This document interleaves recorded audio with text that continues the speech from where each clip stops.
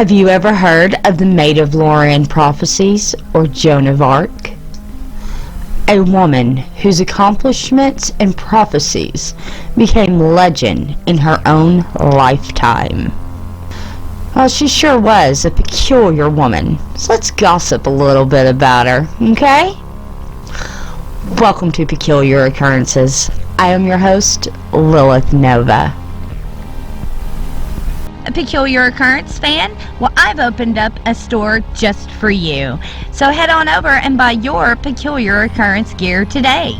Links are in the description box below. Thank you. This episode was suggested by Blur's Completely Complicated Life.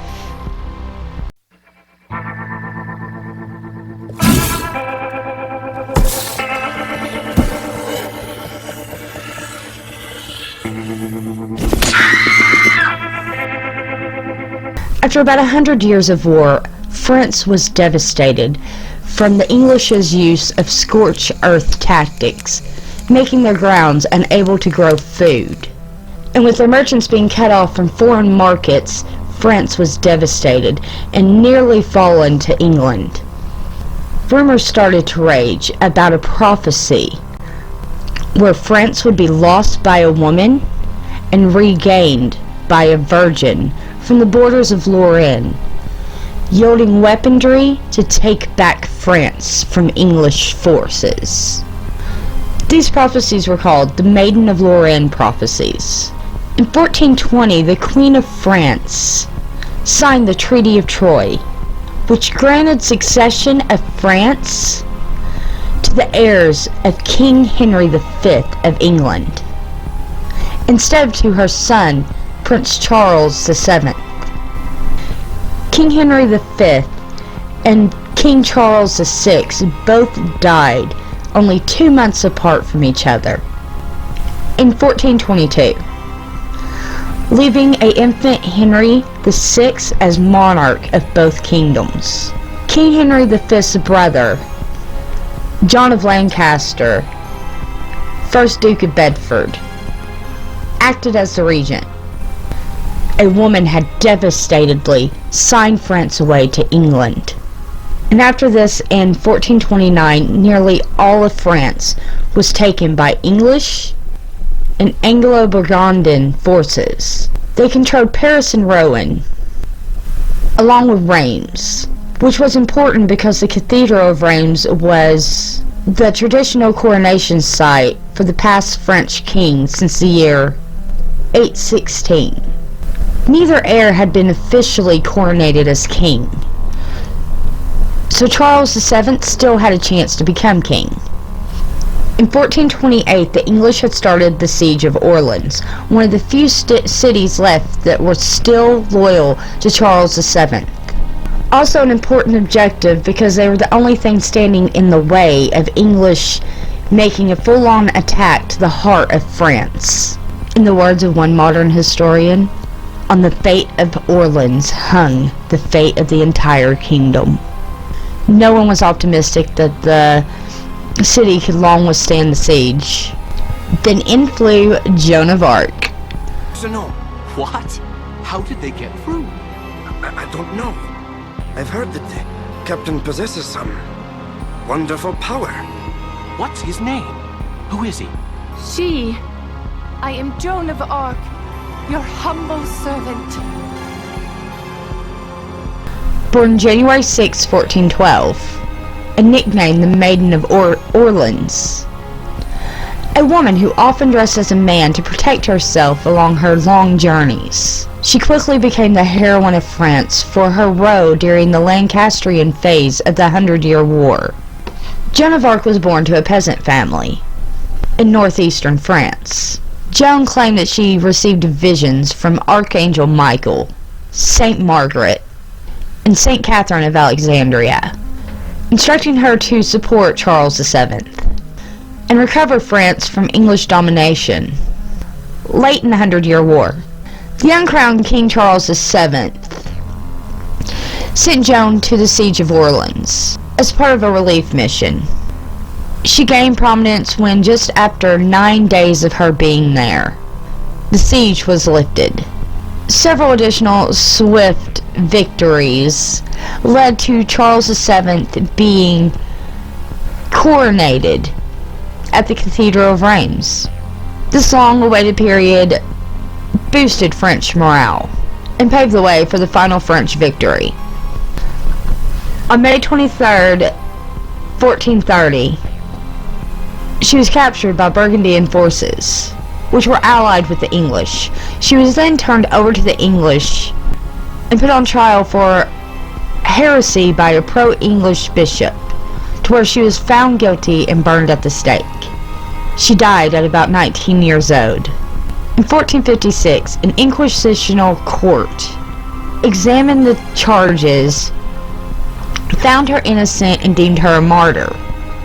In the 16th century, she became the symbol of the Catholic League. In 1803, she was declared a national symbol of France by Napoleon Bonaparte. Then she was canonized and became a saint in 1902. She is one of only 9 patron saints of France.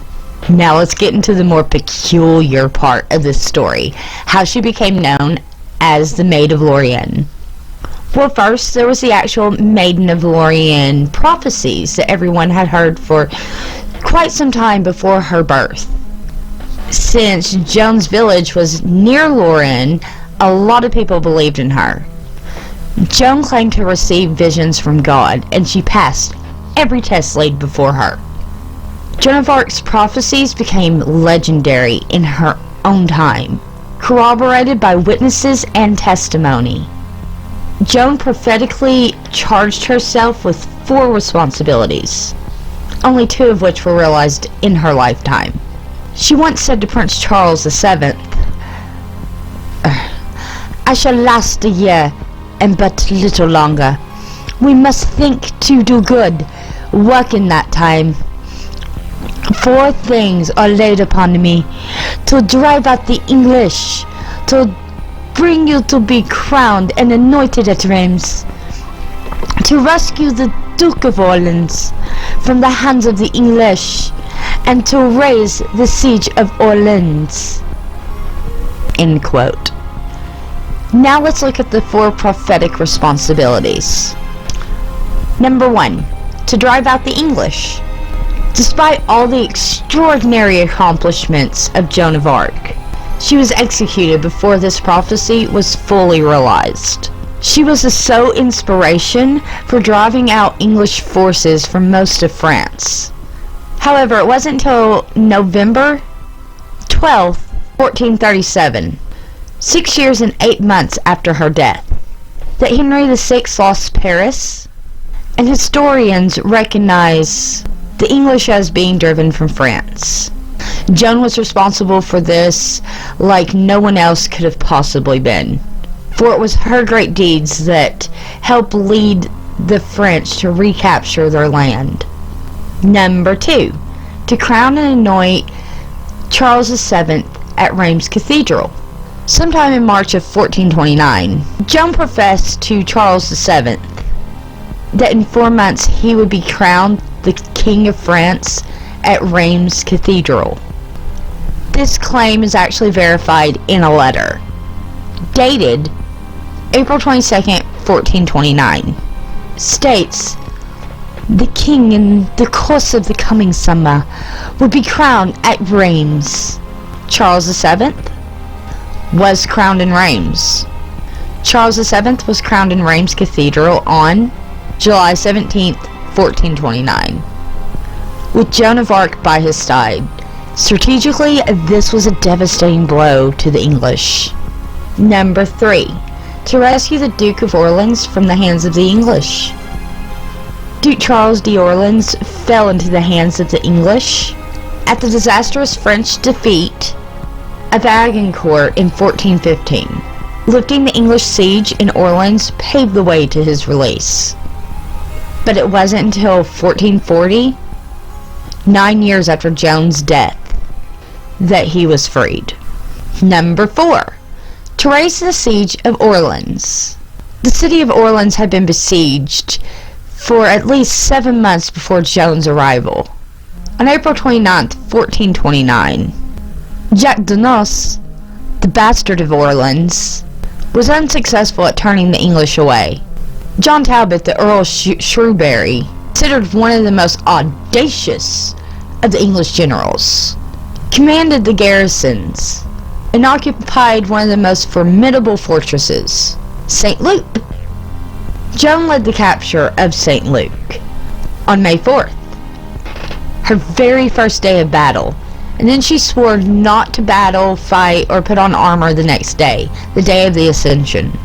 Instead, she sternly warned the enemy with a note fastened to an arrow that she shot into enemy lines. She wrote, "You Englishmen who have no right in this kingdom of France, the King of Heaven sends you word and warning by me, Joan the Maiden, to abandon your forts, depart into your own country, or I will raise such a war cry against you as shall be remembered forever.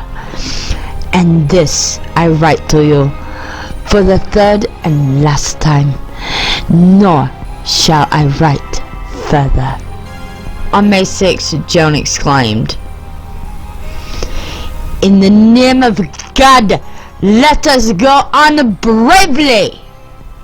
and proceeded to capture the English fortress of the Augustinians. That evening she requested that her chaplain stay close to her. The next day, she then prophesied, "Tomorrow, blood will flow from my body above my breast." Joan was the first to set a ladder against the fortress on May 7th, and indeed she was wounded by a crossbow in the shoulder. Upon her return to the battlefield, French soldiers were inspired to capture the bridge and stronghold of Les Trois, imminently sealing the fate of the English. On May 8th, the siege was lifted. Thus, it was that 3 days of battle, over the course of 4 days, that lifted the 7-month siege of Orléans. Joan of Arc's first military victory was her first battle. Now let's talk about other prophecies Joan had given besides her main objectives. Number 1, the French defeat. With pressure building for Joan to begin her mission, she pronounced to the captain of the town of Valois that the French military had suffered a great defeat near the city of Orléans. This was on the day of the battle, in which the battlefield was said to be so far away there was no way she could have got a messenger pigeon or anything else of that matter. A few days later, the official message arrived with the news, which later became known as the Battle of Herring. The captain then granted Joan modest resources to begin her journey, to convince Charles VII that she was on a divine mission. Number 2, find the king. Hearing of a young farm girl from Lorraine arriving to crown him king, Charles VII sought to test her. Charles set up a test for when she arrived. There was a fake sitting on his throne and a lavish party going on, where Charles hid amongst the regular folk. Joan of Arc approached the throne and immediately became upset and demanded to speak with the real Charles VII, where she was told, well, find him out of the room. She looked around the room and quickly found Charles VII. Once she found him, she whispered into his ear and went off into a room with him. No one to this day knows what was said between the two. But after speaking to her, Charles VII's faith was strong for Joan. He gave her an army and war horses and whatever it was that she needed. Number 3, her sword. Joan proclaimed to be divinely informed on the whereabouts of a sword, after taking Mass 3 times in one day. She sent for a sword that was supposed to be in the church of St. Catherine. Diphobos. I know I didn't say that right. I am so sorry. The sword was supposed to be hidden behind the altar. Immediately, those looking for it found the sword. It was all rusted over. When asked how she knew that the sword was there, she answered that the sword was in the ground. It was rusted over, and it had 5 crosses on it.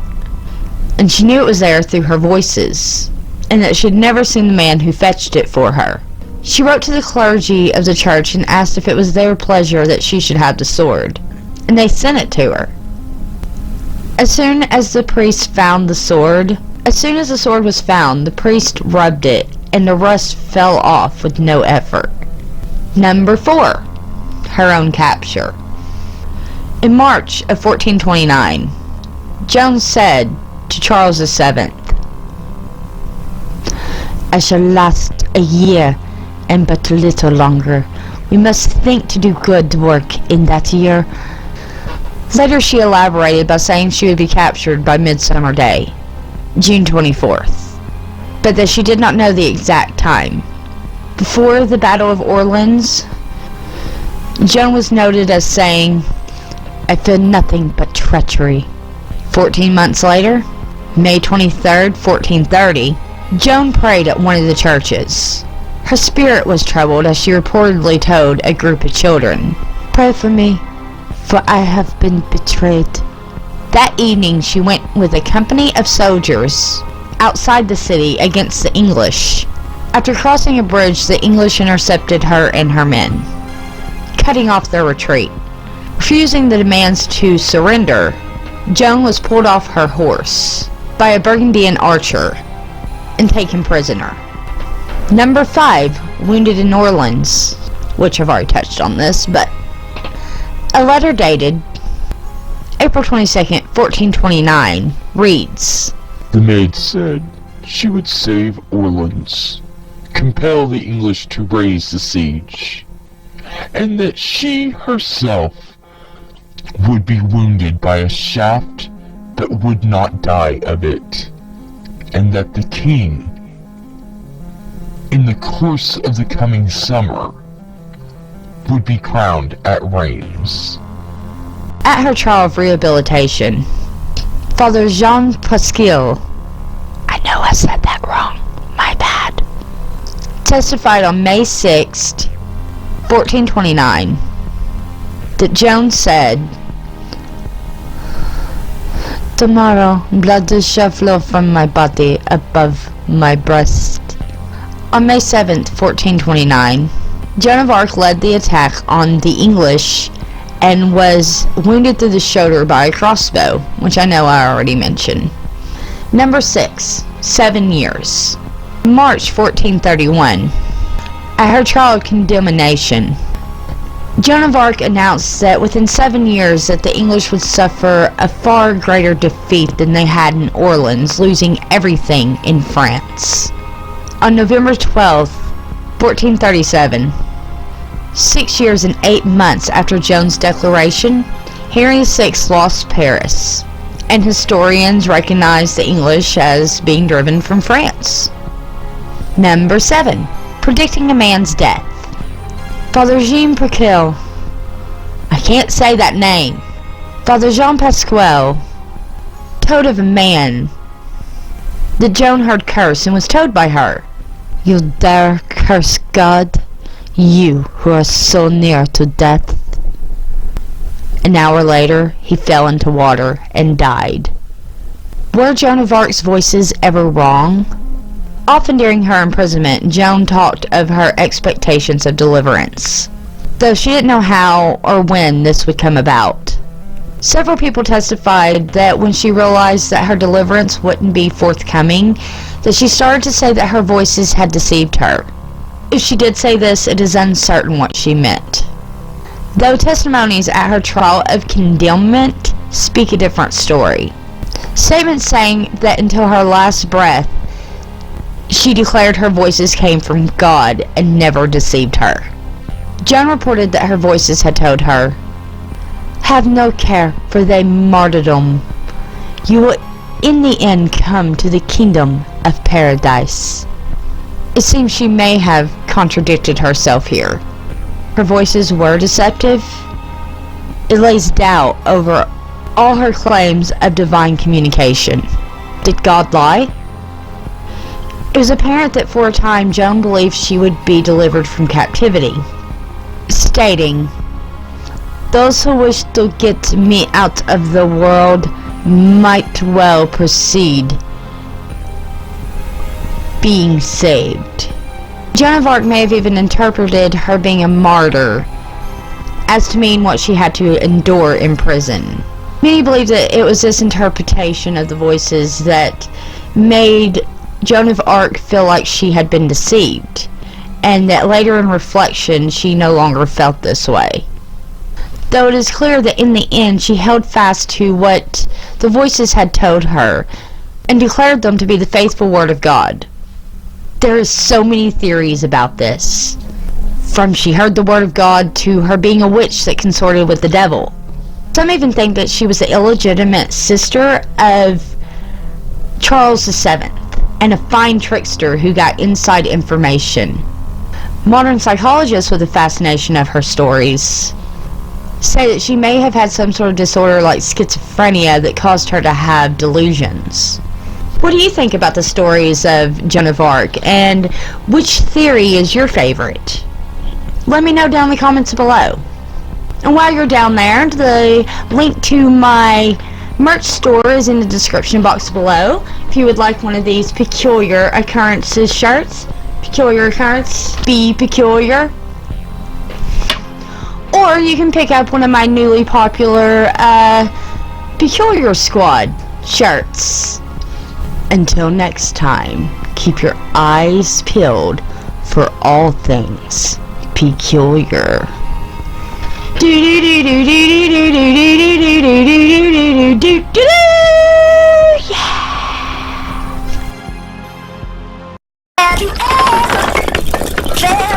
Are you listening?